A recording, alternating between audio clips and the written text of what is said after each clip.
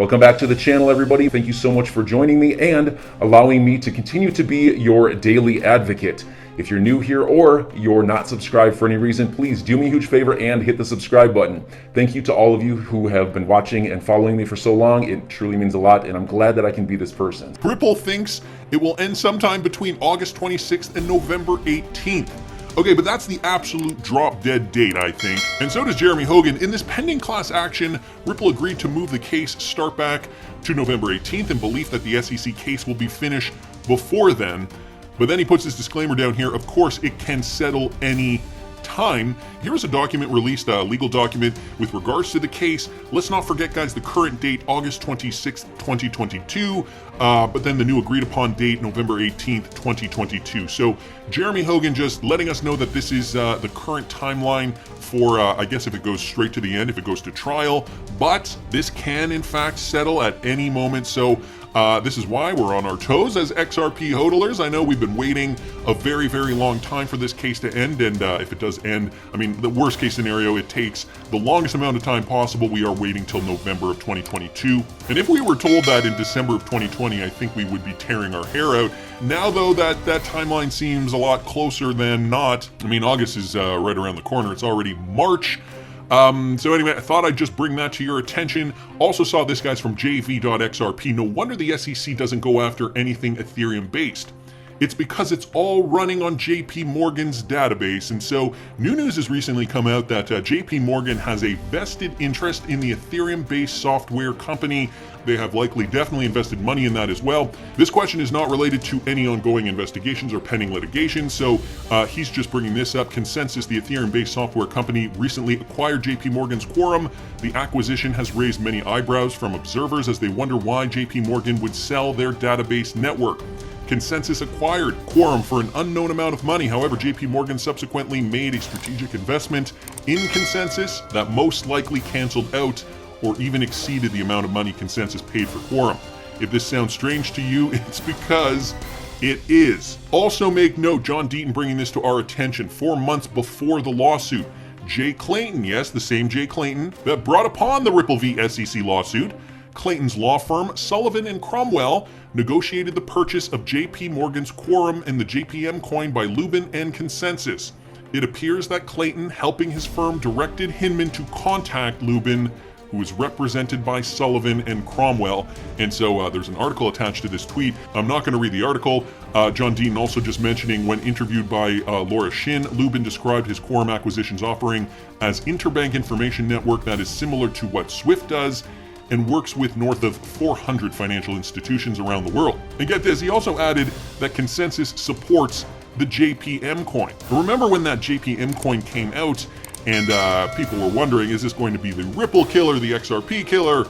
And we were just all kind of laughing because we thought to ourselves, how could a bank, one sole bank, compete with the rest of the financial world, the rest of the, I mean, globally, the financial ecosystem? And we thought, you know, one of the examples, we were mentioning in the XRP community and that I was saying specifically on this channel was that, you know, if you have another bank, why would another bank, like for example, Goldman Sachs, why would they want to hold JPM coin? JPM coin is basically a redundant coin that would be, attached one-to-one to the US dollar. We already have stable coins for that anyway. We are now learning more about this, how JP Morgan is connected to the Ethereum Foundation through the Consensus link. And it's interesting what you find when you dig. This is a great one from Stéphane Hubert. Right down here, Lubin's interests are not exactly aligned with Vitalik because he is more of a financial type pursuing commercial gains.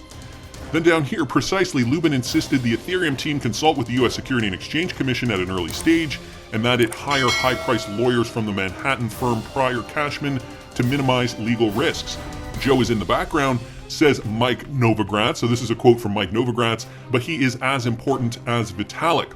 And then down here, another quote from Charles Hoskinson. With Joe, you never actually know more than 5% of what he is thinking. So some interesting testimony, I suppose, brought to us by Stéphane Hubert with regards to what Mike Novogratz thinks and what Charles Hoskinson thinks about Joe Lubin. And with regards to what Consensus said they were building back then, the first element of Consensus business is building a cross-border payment system. Sound familiar? So the first element is just borderless payment systems, ease of sending any amount of money inexpensively across borders, or even within borders.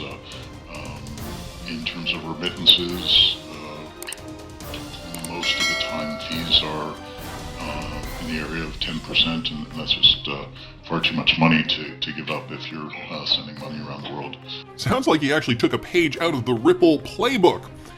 I'm going to keep going. Another Joe Lubin clip here real quick from Real XRP Boy. There it is. There's the formula. If you ever wanted to know how to get around the rules, well, listen to Joe Lubin. Yeah, so Director Hinman declared Ether not a security. Do I think it's going to become true that Ether will remain not a security? Yeah, I think he was pretty definitive about that, that they were careful not to say anything about the token launch. And we were careful to do our legal work before the token launch so that we're very comfortable that it never was a security.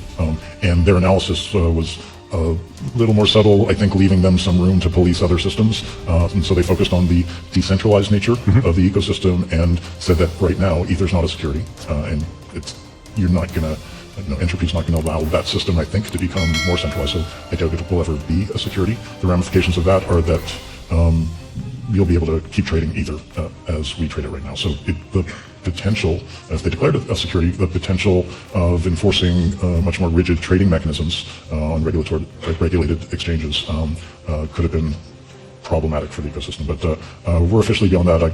We felt we were beyond that right from the start. The really interesting thing that he said And I'm going to stop it there. It goes on for another minute. But, that first minute of Joe Lubin talking about Ethereum, very, very confident that Ethereum was not going to be considered a security. I mean, he already knew who he had in his back pocket. So he can go on the record and say, yeah, I'm pretty confident. Don't broadcast, display the fact that this is an ICO. Whoa, a lot of stuff here that I would not want the judge to see if this does indeed go to court at some point in time. Of course, this all uncovered incidentally by the XRP community, who is likely very, very passionate about getting XRP some clarity. In the meantime, discrediting people connected to the SEC. And so now Consensus, Joe Lubin, the Ethereum Foundation, all under the microscope. So just wanted to update you guys on that. Also saw this from Michael at Val5 Links. Okay, now get this, guys. The IMF warns that ongoing war in Europe will have a severe impact on the global economy. You set up the Russia-Ukraine situation, you say, okay, that's in one region of the world, but if this continues to go on and the economy happens to collapse, well, it wasn't our fault.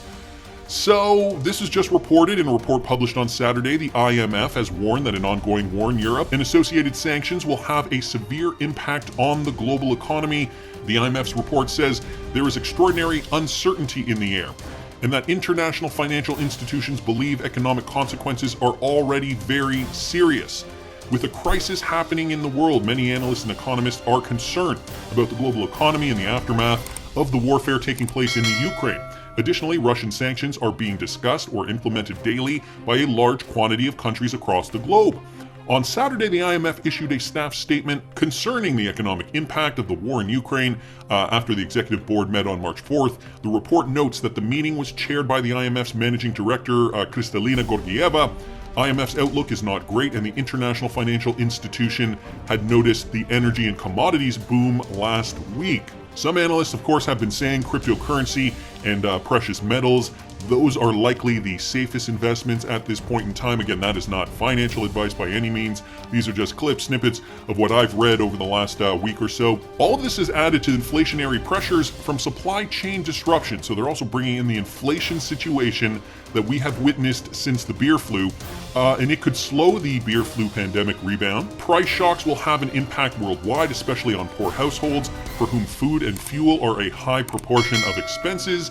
The IMF's statements added, the IMF's reports explain war-related issues could further cause economic fallout across a myriad of countries. Should the conflict escalate, the economic damage would be all the more devastating. The sanctions on Russia will also have a substantial impact on the global economy and financial markets, with significant spillovers to the countries. And then they go on to say, gold continues to rise, US futures markets slide, crypto economy slips more than 3% in 24 hours, so just giving us a bit of a snapshot when this was published. But gold futures rising, we are not seeing cryptocurrencies rising in tandem. But, you know, cryptocurrencies, the ones that will solve problems, are certainly going to be coming out of this a lot more prosperous than the 99% of cryptocurrencies that do not do anything. So just be mindful of that, guys. If you are investing in cryptocurrencies, maybe you're just getting into the market right now. So we're hearing it loud and clear now from the IMF, from Kristalina Georgieva. This will have a direct impact, a severe impact on global economies. And so meanwhile, we are also seeing what Russia's next move has been, 311, which stands for March 11th. This coming from Cliff High. If you guys don't follow Cliff High, I suggest you listen to some of his podcasts. Very interesting individual when it comes to all things Great Reset related.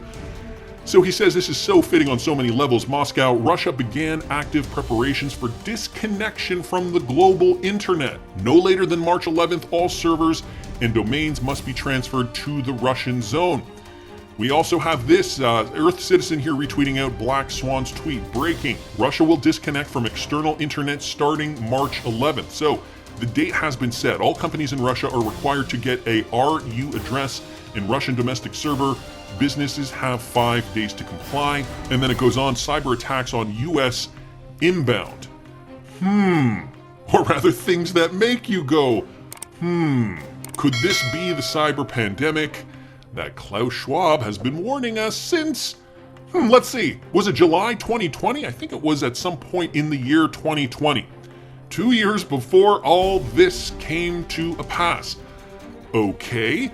And so, this is definitely going to have an impact on the economy, considering Russia is the world's biggest wheat producer, for example. So will they be impacted? Will they not? Is this their next move? And, let's liken it to a chess game. Are they thinking many moves ahead? Well, I saw this from Matthew Liny. Visa, MasterCard, PayPal will have no impact on Russia because UnionPay, which is Chinese, with Wiz Financial, which was formerly called Finabler, will fill the gap. UnionPay is one of the largest card service providers. This is an XRP integrated platform. And so just to bring this up, from back in 2019, Finabler and UnionPay integration signed MOU for global payments technology partnership. And these guys integrated with China and Russia. Finabler rebranded Wiz Financial, merged into leading payments group.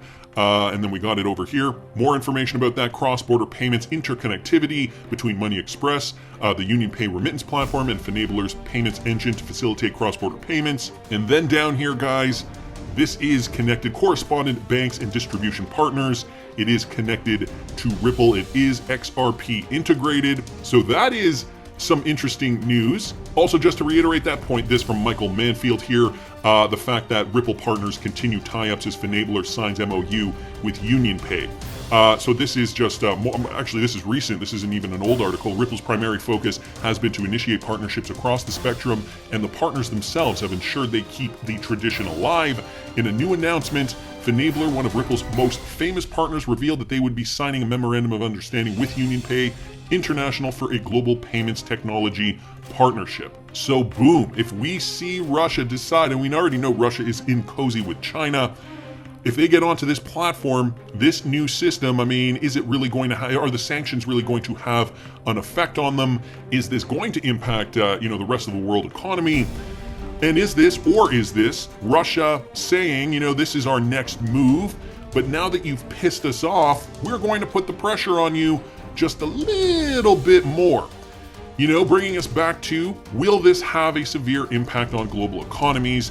Well, the IMF is still saying, yes, it will. Let me keep going though, because Fojack here on Twitter posted this. Now, the other day I did a video with the latest Mr. Poole tweet. At that time, he was saying to prepare. And we were asking ourselves, prepare for what? Well, here's another one. This time he's telling us to hide.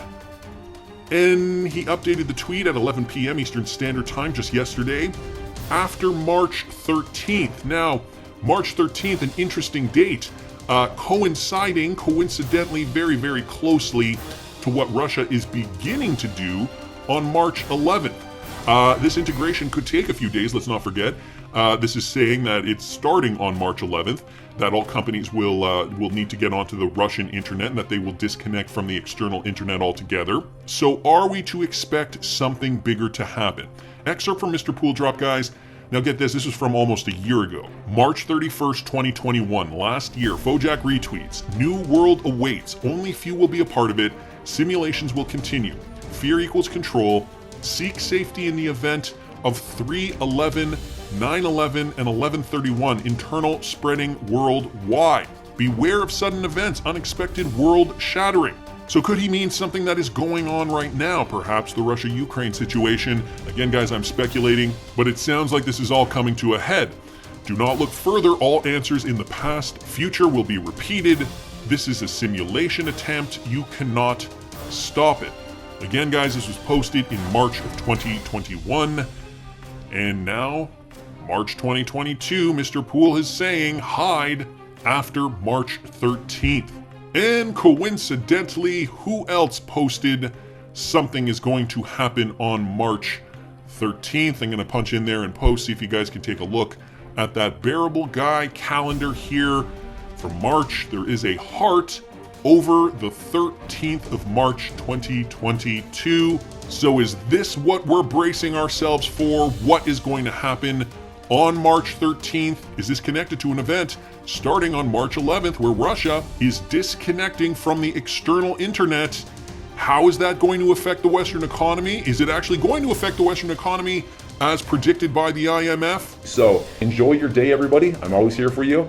Leave any comments or questions below and be sure to subscribe. But thanks, everybody. I really appreciate you. Enjoy your day, and I always have your back. So thanks so much, everybody.